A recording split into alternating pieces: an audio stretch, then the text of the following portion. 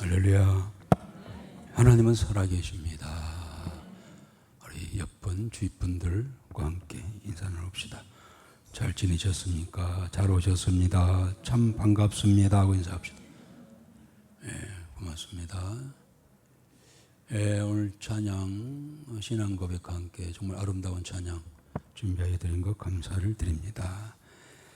오늘 말씀은 우리 이제 호세아서입니다. 호세아서로부터 뒤에 쓸 11권, 곧 12권은 소선지서라고 그렇게 이야기를 하지요.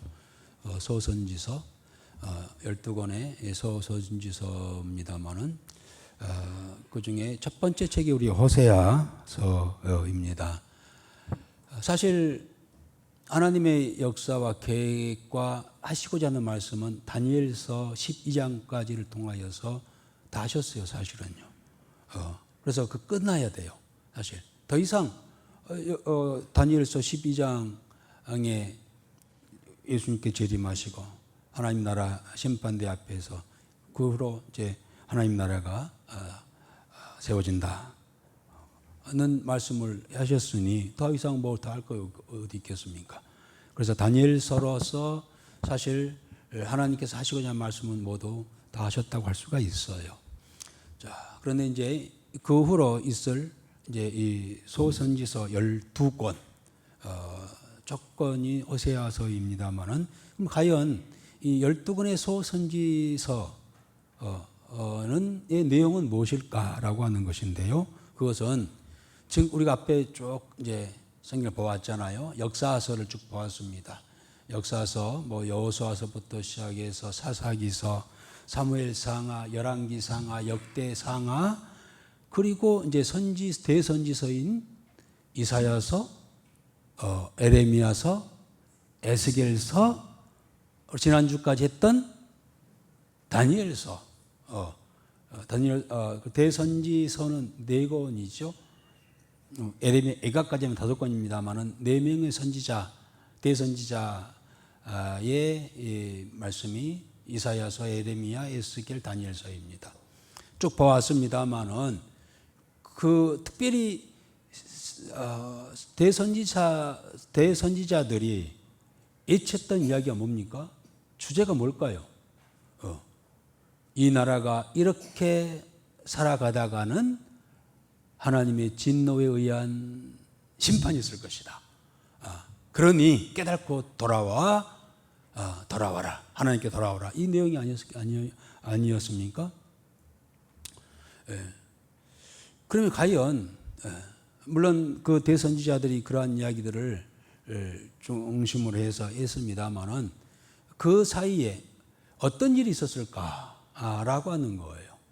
이제 물론 이사야나 에레미야나 에스겔이나 다니엘은 자기 중심에서 이제 그 시대를 이야기했고 자기 중심에서 이제 이스라엘 백성들을 살펴보았고 그들의 잘못된 것 또 우리가 어떻게 하면 하나님을 잘 섬기며 믿음으로 살아갈 것인가를 이야기했습니다만은 이제 그 사이사이에 선지자 하면은 우선 이사야나 에레미야나 에스겔과 다니엘만이 아니잖아요. 지금 뒤에 나왔습니다만 12선지자들도 있습니다. 물론 이제 책을 쓰지 않는 선지자들도 있지요. 물론 이 선지자들도 함께 그 시대에 활동을 했습니다. 그래서 이 선지자들이 이제 그 당시에 활동하면서 또 그들이 했던 이야기들이 있어요. 그들이 했던 이야기를 통하여서 왜 그 백성들은 그렇게 살았으며 또 왜 하나님께서 북이스라엘과 남유다를 이같이 우리가 봐왔습니다마는 심판하지 아니할 수가 없었는가라는 그러한 이야기가 이 소선지서 12권 속에 들어 있습니다. 그렇기 때문에 이 소선지서를 통하여서요 이제 좀 구체적으로 과거의 역사서, 여호수아서부터 여호수아서, 사사기, 열왕기상하, 역대상하, 그리고 이사야서 이런 선지서들 속에 그들이 활동하면서 그들이 했던 이야기들이 있습니다. 그 이야기들을 이제 좀 더 구체적으로 12명의 선지자들을 통하여서 우리가 알 수 있는 그런 기회라고 할 수가 있겠습니다. 그래서 첫 건이 바로 오늘 호세아서인데요. 우리가 호세아서는 많이 읽고 또 설교도 많이 듣는, 비교적 많이 들은 그러한 책이라고 할 수가 있습니다. 호세아 하면 뭐가 생각날까요? 호세아 하면 잘 모르긴 해도 그의 아내 이름이 고멜인데 그 아내의 고멜이 누구였습니까? 창기였어요. 부정한 여인이었습니다. 그런데 하나님께서 이 호세아 선지자에게 그 부정한 2절에는 가서 음란한 아내를 취하라고 표현했습니다. 음란한 아내, 음란한 여인, 곧 고멜과 결혼한 그러한 선지자. 이 정도는 어때 좀 아시리라 생각이 되어집니다. 그런데 하나님께서 그 선지자인데 요즘 말하면은 목사잖아요. 목사에게 결혼을 하라고 하면서 부정한 여인, 음란한 여인, 창기와 결혼하라고 하니 이거 좀 뭔가 안 맞는 이야기가 아닐 수가 없지요. 그럼에도 불구하고 하나님께서는 호세아에게 너는 가서 음란한 아내를 취하여 음란한 자식들을 낳으라 라고 했어요. 왜 그랬을까? 이유가 뭘까? 이 이야기를 배경으로 호세아서가 기록이 되는데 역시 호세아를 통하여서 그 시대의 이스라엘 백성들, 특별히 이 호세아는 북이스라엘 선지자였습니다.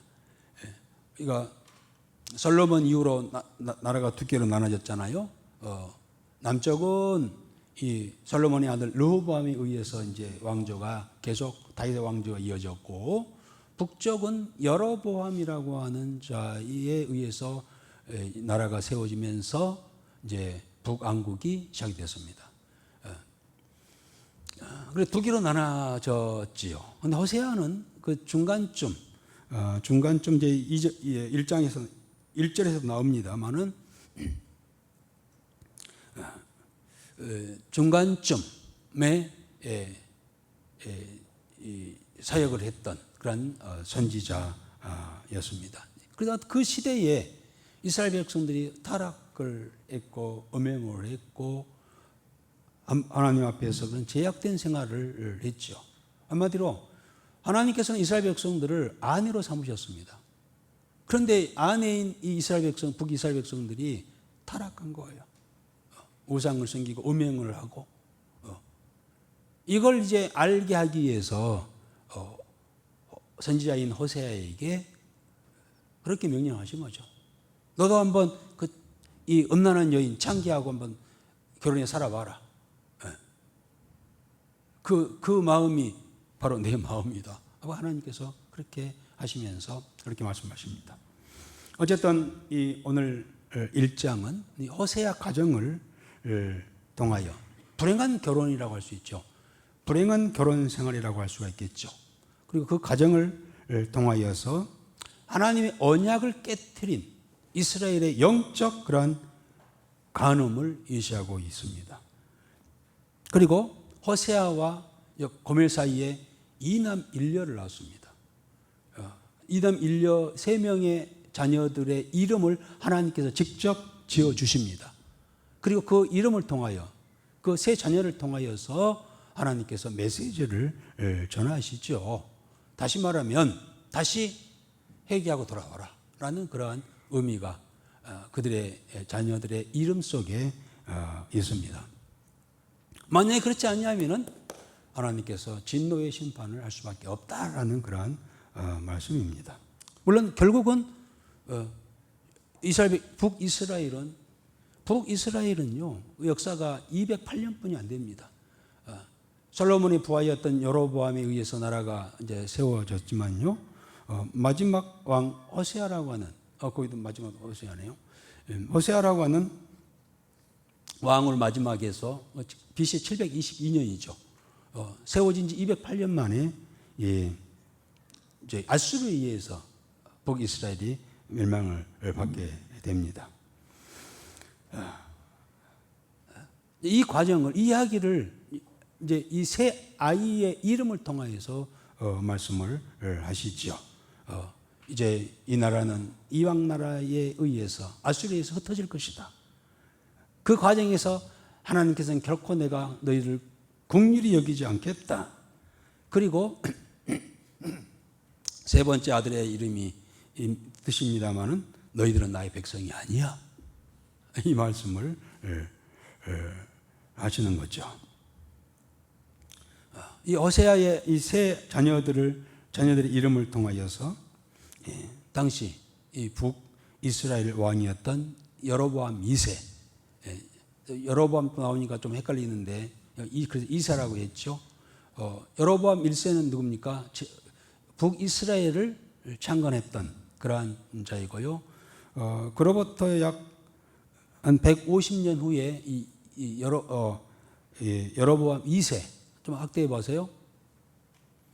이 도표는 뒤에다가 인쇄를 많이 해놨습니다. 우리 앞으로 그 선지서를, 소선지서는 할 때 이 도표가 굉장히 좀 도움이 되리라 생각이 되어집니다. 예배 끝나고 이렇게 한 장씩 참고를 해주시면 좋겠습니다. 그래서 호세아는 이 중간에 나왔습니다만은 여로보암 2세 때에 활동했던 그러한 선지자였죠. 그래서 이제 하나님께서 호세아의 세 자녀를 통하여서 말씀하신 말씀대로 이제 그렇게 하신 이유가 뭡니까? 깨닫고 회개하고 돌아오라는 겁니다. 그러나 그렇지 아니함으로 인하여서 결국 그의 가문이 여로보암 2세는요, 이 누굽니까? 에후 왕조. 좀 복잡합니다만은 이 남유다는요, 한 왕조, 다윗 왕조로 끝까지 가잖아요. 약 한 450년 쭉 가잖아요. 그런데 북왕국은요, 무려 9개 왕국이 되죠. 9명이 나라를 바뀌죠. 왕조가 바뀝니다. 그래서 9개나 바뀌어지면서 그 중에 그 에후 왕조 속에 이 여로보암 2세가 포함되는데요. 결국 여로보암 2세가 속해 있는 에후 왕조가 결국 몰락하게 되고요. 그리고 더 나아가서는 한 40년 후인 BC 722년에 결국 북이스라엘은 아수르에 의해서 완전히 파괴되고 멸망하고 말지요. 그러나 중요한 것은 우리가 쭉 하나님 말씀을 읽어오면서 장마다 또 책마다 꼭 공통적으로 이렇게 반복되는 것이 있지요. 그것은 뭐냐면은 하나님께서 그 진노의 화를 내시지만 심판까지 선언하지만은 마지막에는 뭡니까? 장 속에 돼 있고 책 속에 돼 있습니다만은 마지막은 다시 회복시키겠다는 거예요. 다시 세우고 회복시키겠다고 하는 것이 하나님 의도입니다. 그러니까 하나님, 우리가 에레미야나 에스겔을 통하여서 이스라엘 백성들이 바빌론 포로로 잡혀간다, 그러니 너희들은 순수히 그냥 항복하고 잡혀가라 라고 했을 때 그렇게 한 이유가 뭡니까? 그것은 그들이 미워서가 아니고 없애려고 하는 것이 아니라 바빌론 포로에 가서 이렇게 훈련시켜서 다시 새 사람, 새 나라를 만들려고 하시는 하나님 의도가 깊이 있었잖아요. 그러듯이 북이스라엘의 몰락도 결국은 이제 오늘 1장 마지막 부분에 가면은 다시 더 온전하게 세우시기 위하여 그렇게 하셨다고 하는 것을 우리가 알 수가 있습니다. 우리 개인도 그래요. 우리가 힘들고 어렵고 또 하나님 앞에 어떤 징계도 받기도 하고 소위 매도 맞기도 하는데 그럴 때 우리는 막 하나님을 막 원망하잖아요. 왜 하나님께서 나만 이렇게 힘들게 하십니까? 막 하는데 알고 보면은 그를 통하여서 우리를 단련시켜서 더 좋은 하나님의 사람으로 세우고자 하는 것이 나중에 알고 보면은 그런 뜻이 있다는 것을 알 수가 있지요. 그러듯이 이제 오늘 1장에서도 그 이야기를 합니다. 끝까지 쭉 이야기하시면서 마지막 장에는 다시 너희들을 회복시키겠다. 라고 하는 그런 메시지가 또 강하게 들어 있습니다. 어쨌든 오늘 이제 1장 짧습니다. 11절까지, 2장 1절까지입니다만은 짧은 내용 속에 이런 내용이 담겨 있습니다. 자, 무슨 내용이라고요?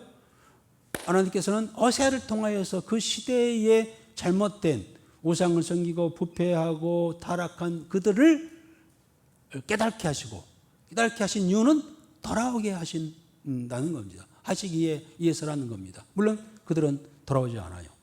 그래서 결국 그한 일시적인 그런 몰락을 이루지만은 결국은 다시 회복시키신다는 그러한 이야기로 구성이 되어 있습니다. 자, 그러면 우리가 1절에 우리 호세아의 시대의 그 배경이 나와 있습니다. 기록되어 있습니다. 1절 한번 읽어보겠습니다. 우시야와 요담과 아하스와 히스기야가 이어 유다 왕이 된 시대, 곧 요아스의 아들 여로보암이 이스라엘 왕이 된 시대에 부엘리의 아들 호세아에게 임한 여호와의 말씀이라. 그렇습니다. 1절에 이제 두 왕조 이야기를 같이 해보래요. 우시야, 요담, 아하스, 히스기야는 누굽니까? 남유다의 왕들이에요. 이제 아까 막 빨리빨리 좀 해줘야 될 것 같아요. 남유다. 내가 빼놓고요. 그 히스기야 왕은 우리가 유명한 왕이잖아요. 그 시대에 북이스라엘의 왕은 누구였는가? 여로보암,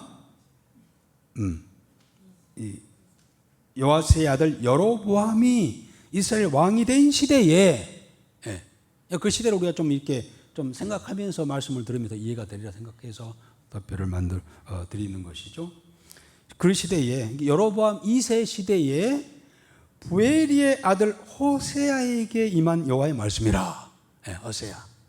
자, 호세아는 사실 이제 이스라엘 백성들에게는 12지파가 있죠. 12지파 중에 이사갈 지파가 있죠. 이사갈 지파의 21대 손이 찾아보니까 이 호세아가요. 좀 복잡하나요? 다윗은 어느 지파예요? 유다 지파인 것처럼 이 호세아는 이사갈 지파죠. 이사갈의 그 선조의 21대 손이에요. 족보가 있는 거예요. 자, 그래서 이 여로보암 2세 시대에 활동하는 그런 선지자라고 하는 이야기를 하고 있습니다. 그런데 이 여로보암 2세 때는요, 여러분 2세가 41년간 치리했습니다. 무슨 왕조라고요? 누구요?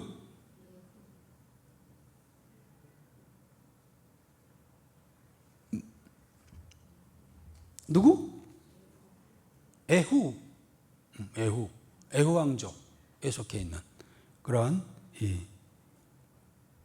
13번째 왕이죠. 전체 북이스라엘 전체로 보면 13번째 왕인데, 이 여로보암 2세 때는요, 북이스라엘이 상당히 정치적으로 경제적으로 안정이 되었습니다. 국경도요, 솔로몬 왕 때보다 더 많이 확장되었고 외적의 침입도 받지 않았습니다.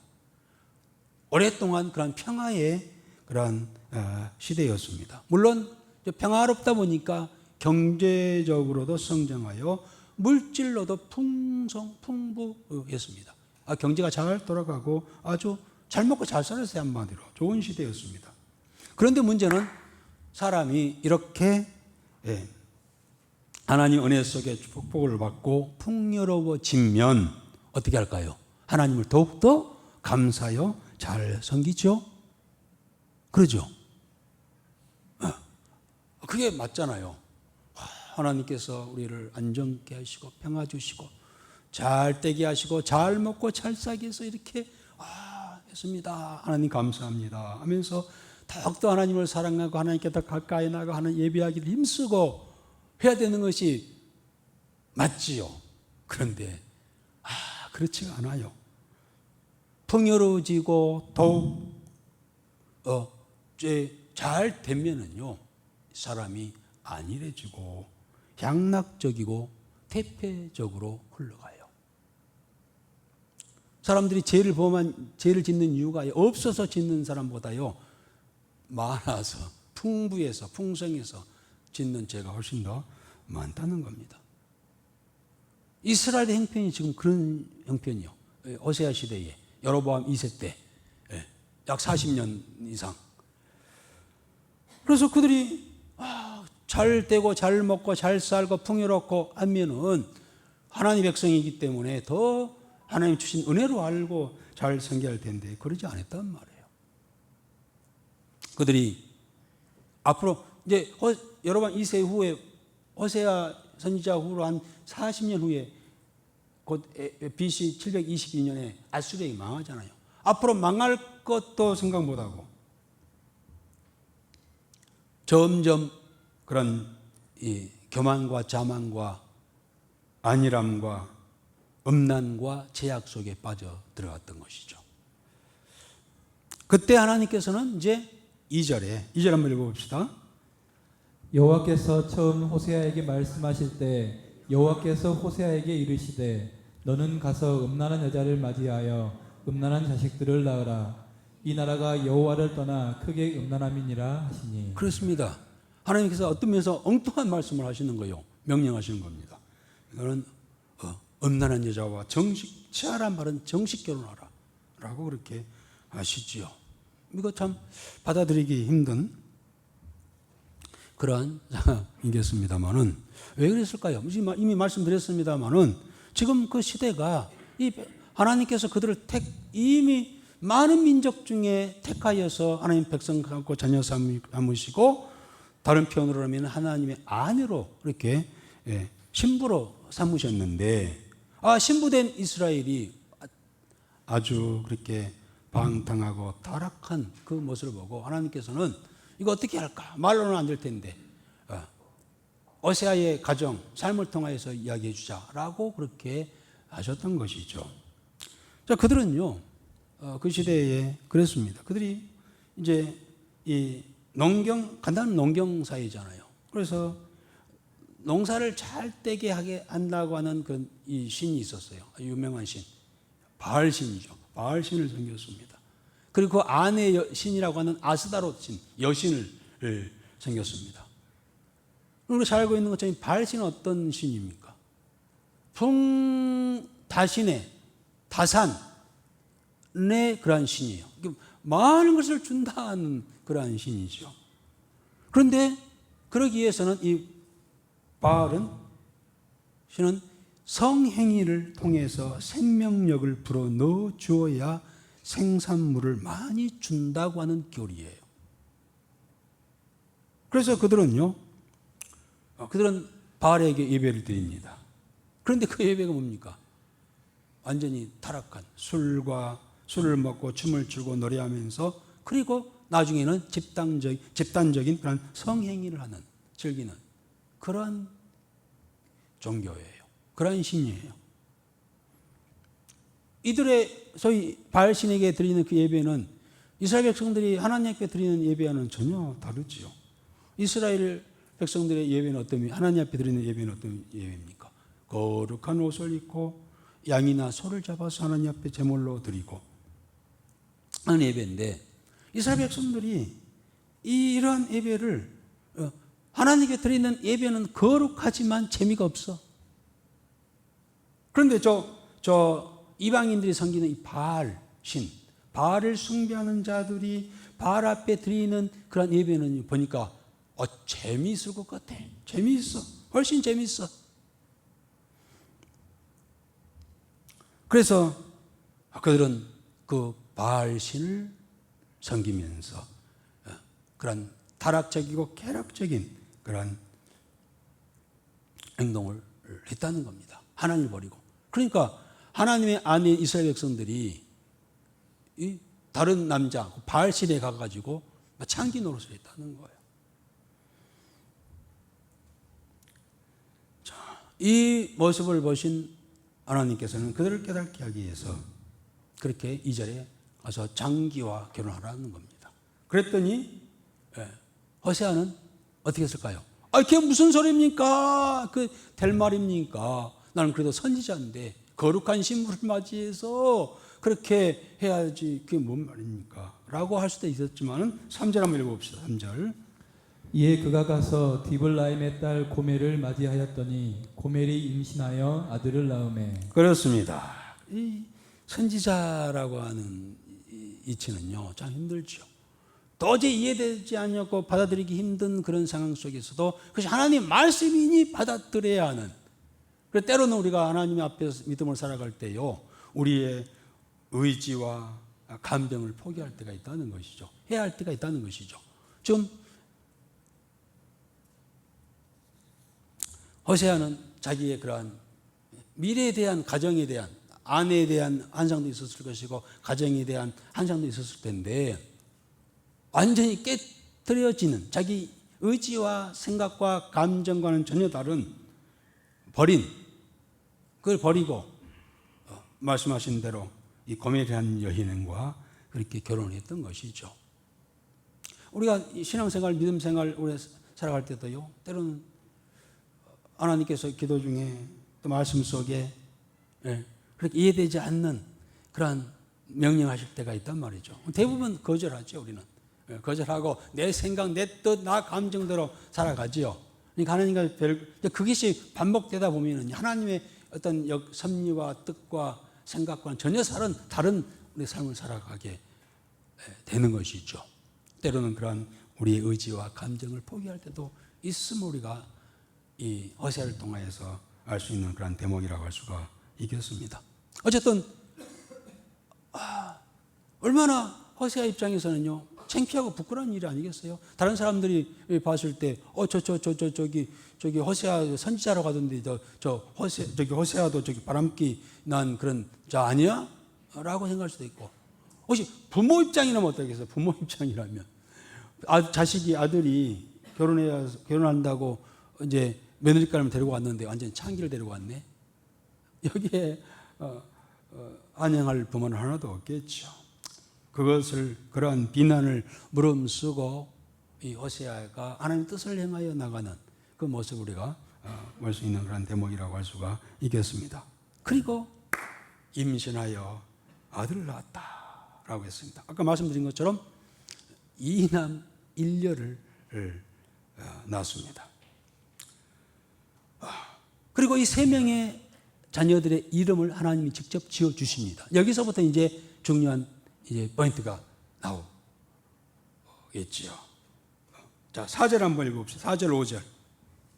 여호와께서 호세아에게 이르시되 그의 이름을 이스르엘이라 하라. 조금 후에 내가 이스라엘의 피를 예후의 집에 갚으며 이스라엘 족속의 나라를 패할 것임이니라. 그날에 내가 이스라엘 골짜기에서 이스라엘의 활을 꺾으리라 하시니라. 그래, 첫 번째 아들을 낳게 되고 그 이름을 이스라엘이라고 부르라고 했어요. 지으라고 했어요. 이스라엘이라는 뜻이 뭐냐? 흩은다, 뿌린다는 그런 의미입니다. 좀 예상치 않죠? 그래요. 흩어버리겠다는 거예요. 어쩌면 너희들이 계속 그런 하나님을 떠나서 음란한 행위를 하고 제약된 상태에 있으면 내가 다 흩어버리겠다, 없애버리겠다라는 그런 의미가 거기에 숨어 있습니다. 그러면 살짝 오늘 이 4절 후반절에 그 에후에 대한 이야기가 나오고 있죠. 아까 말씀드렸죠. 지금 여로보암은 이제는 에후의 왕조에 속해 있다고 했습니다. 그럼 에후는 어떻게 왕이 됐냐면요, 바로 그 윗 왕이 아합 왕이죠. 바로 이의 왕이 아합이 아니 요람이지만은 아합은 그 아버지 6대인 오므리 왕조 속에 아합, 아하시아, 요람 이렇게 있잖아요. 이게 에후의 바로 윗 앞에 왕이 오므리 왕조 요람 왕 때에 에후가 반란을 일으켜서 구테타 이렇게 써 있잖아요. 여기에 10번째가 에후 왕인데 그 옆에가 구테타라고 써놨잖아요. 구테타를 일으켜가지고 오므리 왕조를 없애버립니다. 아합에 속해 있는 그 이유는요, 아합이 우리가 어디에 나왔을까요? 그 시대에 아합 왕 때 아합은 아주 악한 왕 중에 최고 악한 왕이었잖아요. 하는 일마다 악해. 그 시대에 이 나봇이라고 하는 이 아주 의인이 있었는데요. 나봇이 갖고 있는 포도밭이 너무 좋아. 그래가지고 이 아합이 탐이 나가지고요. 결국 나봇을 죽이고 그 포도밭을 재산을 몰수했습니다. 이것을 하나님께 알고 계셨어요. 그래서 그래 너 두고 보자 하나님께서 그거죠. 그리고 이 에후를 들어서 그 이제 다음 왕이 이제 되겠습니다만 에후를 들어서 이 오므리 왕조 아합 왕조를 제거해 버립니다. 그런 것 같이 그렇게 한 것 같이 계속 너희가 그런 음행하고 음탕하고 죄악 속에 있게 된다고 한다면 에후가 너희 선조 에후가 아합 왕조를 치고 세워졌지만 그와 같이 너희의 에후 왕조도 내가 멸하겠다라는 그런 말씀입니다. 결국은 이제 그 표를 보시면 알겠습니다만은 에후 왕조는 누구로 마칩니까? 스가랴의 그 다음 여로보암 아들 스가랴가 계승을 했지만은 살룸이라고 하는 자에 의해서 이 에후 왕조가 망하죠. 없어지죠. 그 이야기를 한 겁니다. 그리고 이제 그렇게도 안 되니까 결국은 북이스라엘 전체가 722년에 아수르에 완전히 망하게 됩니다만은 그 이야기를 합니다. 너희들이 계속 그렇게 한다면은 다 흩어버리겠다. 그것을 알게 하기 위해서 첫 번째 아들의 이름을 이스라엘이라 흩은다, 흩어버리겠다. 그러니 뭐하라? 깨닫고 돌아오라. 하나님의 신부로, 하나님의 백성으로 돌아오라는 겁니다. 그런데 과연 그들이 돌아왔을까요? 돌아오지 않았어요. 그리고 호세아는 두 번째, 세 번째 자녀를 합니다. 우리 6절부터 9절까지 쭉 읽겠습니다. 고멜이 또 임신하여 딸을 낳음에 여호와께서 호세아에게 이르시되 그의 이름을 로루아마라 하라. 내가 다시는 이스라엘 족속을 긍휼히 여겨서 용서하지 않을 것임이니라. 그러나 내가 유다 족속을 긍휼히 여겨 그들의 하나님 여호와로 구원하겠고 활과 칼이나 전쟁이나 말과 마병으로 구원하지 아니하리라 하시니라. 고멜이 로루아마를 젖된 후에 또 임신하여 아들을 낳음에 여호와께서 이르시되 그의 이름을 로암미라 하라. 너희는 내 백성이 아니요 나는 너희 하나님이 되지 아니할 것임이니라. 여러분 지금 호세아를 통하여서 우리가 이스라엘이 BC 722년에 아수르에게 망했다는 이야기를 잘 알고 있잖아요. 그런데 왜 그렇게 망했을까라는 이야기를 우리가 다시 더듬어 가는 과정입니다. 자, 어쨌든 첫 번째 이스라엘을 주면서 그렇게 계속 있으면 흩어버리겠다라고 했지만 그들이 돌아오지 않았습니다. 그래서 두 번째는 딸이죠. 딸을 낳게 되어서 그 이름을 로루하마라고 지었습니다. 로루하마. 맞죠? 네, 로루하마. 그리고 세 번째 아이가 아들인데 이름을 이제 7절에 어디에 나오나요? 8절에 나오죠. 누굽니까? 로암미라고 이렇게 짓게 했습니다. 둘째 이름이 뭐라고요? 로루하마. 셋째 아들은 로암미. 자, 그 로라고 하는 글자가 있죠. 루아마 앞에 로가 있어요. 암미 앞에 로가 있습니다. 사실 루하마라는 뜻은 자비, 국률이라는 뜻이에요. 그리고 암미라고 하는 이름의 뜻은 내 백성이라는 뜻이에요. 그런데 그 앞에다가 로를 붙였어요. 로는 아니다라는 거. 아니다. 네. 그러니까 루하마 했으니 루하마는 무슨 뜻이겠죠? 자비, 하나님의 자비, 국률이라는 뜻인데 그 앞에 로자를 붙였으니 내가 너희들을 국률이 여기지 않겠어. 계속해서 그 제약된 상태에 있으면 내가 너희들을 내게 긍휼을 베푸지 않겠다. 루아마. 그런데 그들이 그것을 그 이야기를 듣고도 깨닫고 돌아왔을 거예요? 안 돌아왔어. 예. 그래서 이 세 번째 아들을 갖다가 로암미. 암미란 무슨 뜻이라고요? 내 백성. 근데 로 아니요. 라는 말이 들었으니 다른 거 했으니 로암미라고 했으니 너희는 내 자녀, 내 백성이 아니야. 너희가 나를 하나님으로 여기지 않는다면 나도 너희를 하나님, 나의 백성으로 여기지 않겠다는 뜻이에요. 그런 의미에서 로하마, 로암이라는 이름을 각각 지어주면서 그들이 하나님 앞에 다시 모든 그런 엄탕하고 타락한 제약된 상태를 해서 벗어버리고 하나님께로 돌아오라는 거예요. 그런데 그들이 자 그렇잖아요. 둘째 아들을 갖다가 얼마나 집에서 많이 부릅니까? 첫째 아들부터 이스라엘아, 이스라엘아.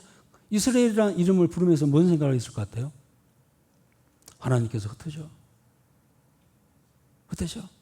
하나님께서 흩으신다고 하신 자야 라는 이름이에요. 그런 뜻이에요. 또 로하마 하면 뭡니까? 로하면은 하나님의 은총이 없는 자. 또 로하미라고 막 부르면서 로하미야 부르면서 내 백성이 하나님께 내 백성이 아니라고 하네.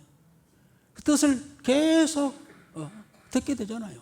그들이 학교 가도 선생님이 그들의 이름을 부르면서 로하미 내 백성이 아니라고? 이게 무슨 뜻이야? 하면 또 뭐 같이 이야기할 수도 있고 또 어디 뭐 가게 가서 뭐 살 때도 로하마 이렇게 부르잖아요. 그러면은 그 뜻을 하나님께서 긍휼을 베푸시 아니한다는 뜻이네. 왜 그럴지 뭐 이렇게 의구심을 갖고 그렇게 경성하는 그런 그런 자들이 되어야 할 텐데 이름은 이스라엘 로하마 로하미라고 부르면서 끄떡 안 하는 거야. 돌아오려고 하지 않고 회개하려고도 하지 않습니다. 어쨌든 우리도 그렇잖아요. 기왕 우리 자녀들의 이름을 갖다요 참 좋은 이름, 아름다운 이름, 복된 이름을 지으려고 하잖아요. 그래서 이름을 지은 거 보면은 소망이, 은혜라는 이름도 참 많잖아요. 또 성경 인물 요한이 세상에서 가장 많은 사람들이 가지고 있는 이름이 뭔지 아세요? 다윗이란 영어로는 데이빗. 가장 이 세상 사람들이 다윗의 이름을 많이 쓰고 있답니다. 다윗처럼 영망해져라. 그 다음에 다니엘도 이름 아니야. 다니엘처럼 다니엘을 뭡니까? 이 이름을 소망으로 지었어요. 그래서 그 김소망 하면서 부르잖아요. 그러면서 무슨 생각을 해야 돼요? 미래에 대한 희망, 하나님 나라에 대한 소망을 가지면서 믿음에 더서 가야 해요. 그래야 그 이름에 의미가 있는 것이죠. 소망을. 또 이 은혜라고 이름을 전했는데 하면서 늘 하나님 은혜를 생각하고 감사함이 그렇게 생각한다면 그 이름은 참 복된 이름이 될 거예요. 요한인처럼 늘 그렇게 하나님의 사랑을 받는 자. 아까 요한이잖아요. 그러면서 내 박요한이가 정말 늘 하나님 사랑을 받기를 원하여 그렇게 키워야 돼. 또 다니엘이라고 이름을 지었다고, 다윗이라고 지었다고 한다면 다윗처럼 정말 하나님을 참 잘 섬기고 찬양하고 뭐 그런 자로 생각하면서 우리 자녀들이 그렇게 되기를 바라야 되고, 다니엘하고 지었으면 다니엘은 누구죠? 뭐한 사람이요? 다니엘 하면 생각나는 게 누구예요? 뭐예요? 다니엘은 기도의 사람. 기도. 다니엘 하면 기도잖아요. 하루에 3번씩. 그래서 다니엘 이름을 부르면서 하나님 앞에 기도해. 다니엘처럼 기도해야 되지. 그런데 다니엘이라고 이름만 지어놨지 기도도 안 하면은 그 다니엘이라는 이름은 가치가 없는 거예요. 요셉 하면은 요셉이라는 이름도 많잖아요. 요셉은 성결이에요. 성결하게 살아라 라고 의미해서 부모가 붙여줬다고 한다면 자녀들을 성결하게 키워야 되고 그 이름을 지은 부모도 성결하게 살아가야 되죠. 그런데 그렇지 않는다면 그 이름이 가치가 없잖아요. 오히려 욕이 되는 거예요. 이런 이름 붙여가지고 그렇게 반대로 살아가면 욕이 되잖아요. 그러듯이 이 호세아의 세 자녀 이남 일녀 이름을 낳아서 이름을 지어주면서 이스라엘 그렇게 살면 흩어버리겠어. 로루하마 그렇게 살면 하나님의 은총과 긍휼에서 제대요. 그리고 로함미 너희 내 백성이 아니야 라는 그런 뜻의 이름을 지어주면서까지 그들이 하나님 앞에 돌아오기를 원하시는 그 하나님 마음을 알았는 거예요. 그런데 그들은 그렇게 만약에 첫째 아들 이스라엘을 낳고 너희들 그렇게 살면 흩어버리겠어 라는 뜻을 알고 깨닫고 회개하고 돌아왔다고 한다면 두 번째 세 번째 아이가 필요 없었을 거예요. 그런데 안 되니까 두 번째 딸을 주어 내가 은총을 제해버리겠어 라고 해도 끄떡 안 해. 죄에 물들어버리고 타락해버리면요 말이 들어오지 않습니다. 누가 좋은 말이도 듣지 않아요. 이 시대가 그런 시대예요. 아무리 이야기해도 듣지 않아요. 너는 너고 나는 나야. 마이웨이야. 그런 시대 아닙니까? 신앙 교회 안에서도 그런 것 같아요. 내 신앙 내가 알아서 하는 거야. 뭐 이런. 그래서 또 세 번째 아이를 주면서 정말 너희 내 백성이 될 수가 없어. 너희가 나를 떠나서 내 백성 나를 하나님 너의 하나님으로 여기지 않는다면 나도 너희들을 내 백성으로 여기지 않겠다 라는 의미로 해서 지어줘서 그렇게 부르게끔만 그런 돌아오지 아니었습니다. 이 세 명의 자녀들의 이름을 지어준 이유는 그와 같이 그들이 자기 죄를 깨닫고 하나님의 심판이 임박했음을 깨닫도록 하시기 위하여 그렇게 하셨건만 돌아오지 않았습니다. 그런데 우리가 과거에 성경에 보면은요 아들 이름 잘 지우고요 지고 나서 참 훌륭하게 하나님과 동행하며 그야말로 성결의 대명사 된 분이 있죠. 누굴까요? 창세기 누구요? 에녹은요 65세에 아이를 낳았어요. 이름이 뭐예요? 969세 산 에녹의 아들 960 최장수했던 인물이 누구예요? 무드셀라를 낳고요. 그는 300년 동안 하나님과 동행하다가 동행이란 말이 뭡니까? 친구같이 늘 하나님 가까이 하다가 365세에 하나님께로부터 육신의 죽음을 맛보지 않냐고 휴거받는 그런 유일무이한 물론 나중에 엘리야가 있습니다마는 그런 인물이 되었어요. 그럼 왜 그랬을까? 그 아들의 이름이 무드셀라인데 무드셀라의 뜻이 뭔지 아세요? 무드셀라 창을 던지는 자예요 라는 뜻이에요. 그때는 부족 국가끼리 살면서 전쟁하잖아요. 제일 무서운 무기가 창이었어요. 창을 던져버렸어.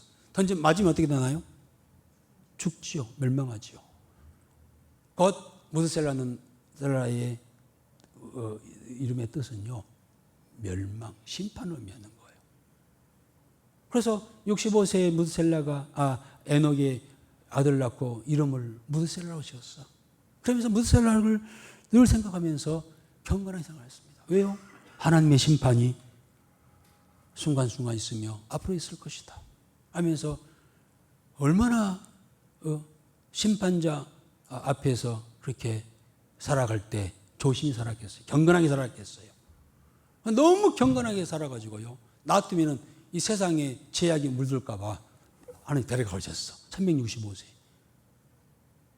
그리고 무드셀라가 966년에 죽고 그 자녀에 의해서 태어난 자가 누굴까요? 노아예요. 노아. 노아 시대에 어떤 일이 있었나요? 대홍수, 대심판이 있었잖아요. 무드셀라 얘가 이 죽고 후에 하나님 심판이 있었지요. 그래서 에녹은 자식 이름 잘 짓고 그렇게 살다가 하나님과 동행하며 살다가 하나님께 들림받는 그런 위대한 인물이 됐잖아요. 그런데 이 호세아 시대에는 세 명에게 그러한 메시지를 줄 것만 그들은 받아들이지 않습니다. 그러나 여기서 끝난 게 아니라 그렇게 하나님께 회개의 메시지를 주셨지만은 회개하지 않았지만 하나님께서는 아까 말씀드렸죠. 이 한 장 안에도 이제 마지막 하나님의 결과는 마지막은 희망과 소망이에요. 우리 10절 한번 읽어보겠습니다. 그러나 이스라엘 자손의 수가 바닷가의 모래같이 되어서 헤아릴 수도 없고 셀 수도 없을 것이며 전에 그들에게 이르기를 너희는 내 백성이 아니라 한 그곳에서 그들에게 이르기를 너희는 살아계신 하나님의 아들들이라 할 것이라. 그렇습니다. 그렇게 해놓고 하나님께서는요 분위기를 바꿔서 그러나라고 시작되잖아요. 이스라엘 자손 수가 바닷가의 모래같이 셀 수 없을 만큼 많이 있게 하리라. 그들을 하나님의 자녀라. 너희들은 희망이 없어. 그러나 이것을 모범으로 해서 이제 나중에 완전히 멸하지는 않죠. 그들이 흩어졌지만은요, 아수르에게 망했지만은요, 흩어진 디아포라스로 흩어진 자들로 살아갑니다. 나중에 다 모이게 하시죠. 모이게 하시죠. 그게 이제 언제일까요? 예수님께서 오시는 당시에 그들이 다시 모이는 그러한 모습을 볼 수 있는데요. 11절 한번 읽어보겠습니다. 이에 유다 자손과 이스라엘 자손이 함께 모여 한 우두머리를 세우고 그 땅에서부터 올라오리니 이스라엘의 날이 클 것이미로다. 그렇습니다.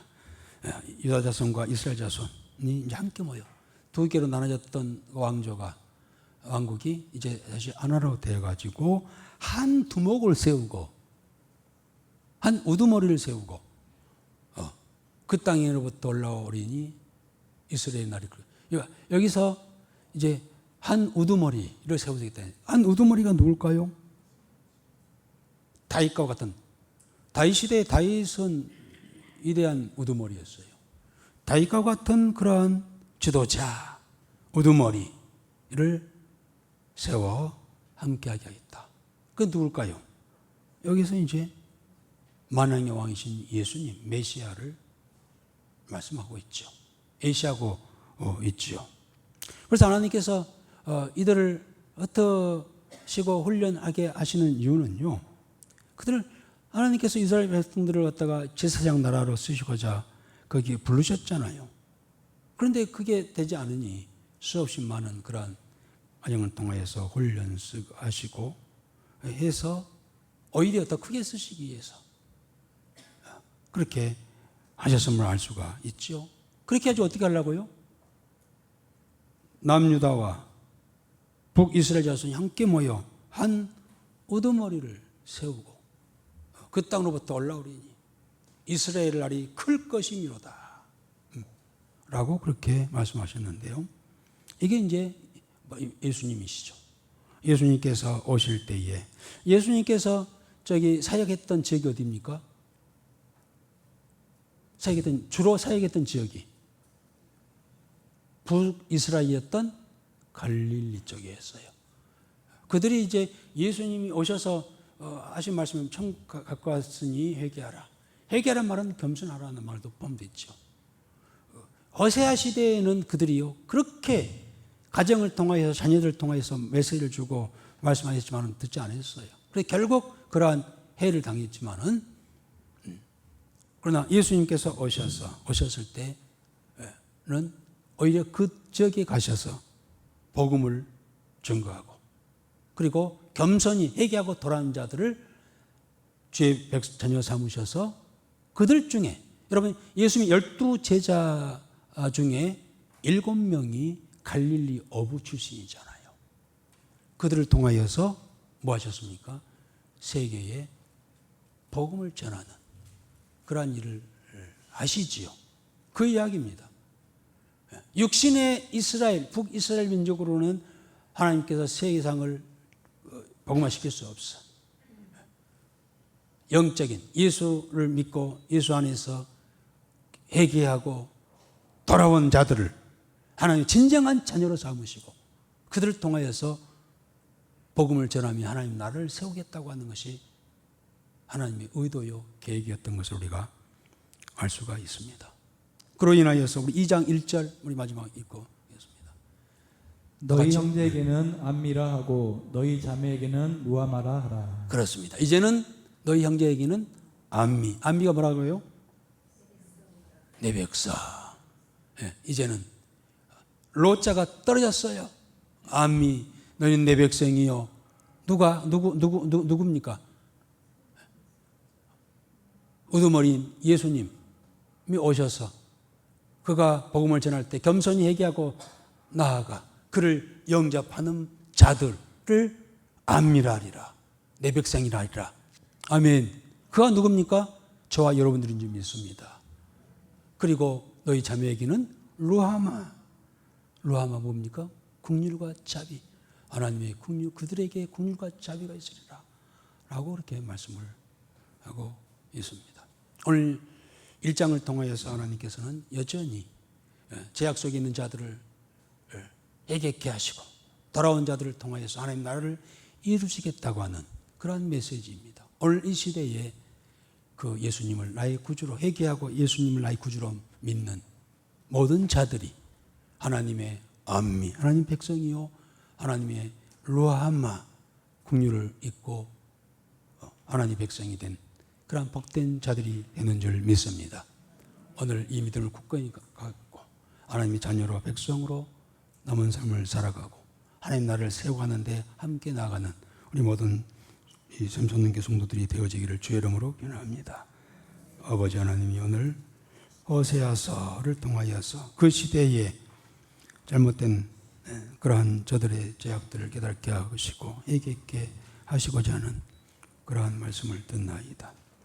육신의 이스라엘은 거절하고 거부하고 불순종하고 말았지만 그들로 인하여서 오신 바로 예수 그리스도를 통하여 그가 나의 구주이심을 알고 회개하며 그 앞에 나와 그를 영접하는 자들을 통하여서 하나님의 나라의 백성으로 삼으시고 긍휼과 자비를 허락하시며 그들을 통하여서 이 땅에 하나님의 나라를 세우시고자 하는 그런 하나님의 계획을 듣고 알게 되었나이다.